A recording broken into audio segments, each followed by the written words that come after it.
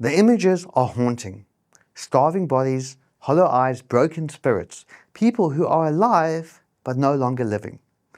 But I'm not talking about the people of Gaza.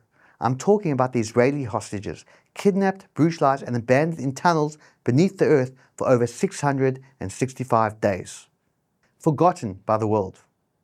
Now, we've all seen the shocking and terrible footage of Evitar David and Rom Brzezowski. We've seen their torture, the sheer barbarity and cruelness in the way that they are being treated right now. This is what real starvation looks like, and this is what true evil looks like. And it breaks our collective heart. Rom's mother said after seeing the video how helpless she felt. We feel it too. We can't even begin to imagine the pain she must be feeling at the sight of her child and the cruelty he's being subjected to. But we shouldn't be surprised. We saw this cruelty on October 7th in high definition.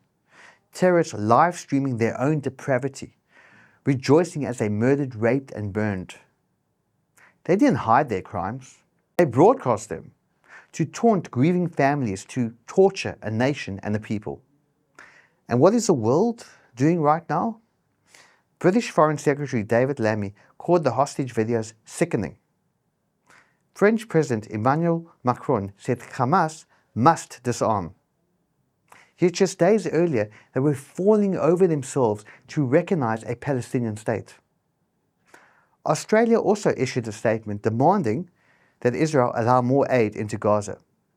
But you know what was missing from that statement? Not one word about Hamas. Not one word. Now, what has been Hamas's response to all this? Well, they gloated. They celebrated. They said that the wave of Western countries recognizing a Palestinian state is a direct result of the fruits of the October 7th massacre. It's hard to argue, isn't it? Of course there is suffering in Gaza. It's a war zone. And in a war zone, things are brutal and complex. But we can't forget for one moment the reason for that. Hamas has orchestrated this suffering for maximum impact, taking advantage of the world's consciousness. Hamas is a death cult who happily sacrifice their own people in order to smear Israel on the world stage. Over this past weekend, tens of thousands marched in Sydney and Melbourne. They said it was a march for peace, for humanity. But the signs told a different story. We saw the now familiar death to the IDF printed on jumpers. We saw the Star of David being equated to the Nazi swastika. But what didn't we see? Not one poster of a hostage, not one word condemning Hamas, the very group that started this war. Now, were there well-meaning people there? Probably, just people who want the war to end. But here's the thing. When you march without condemning those who started it, when you forget the victims and celebrate their abusers, that's not a march for peace. That's a march for terror. And when the world rewards terror, that terror isn't satisfied.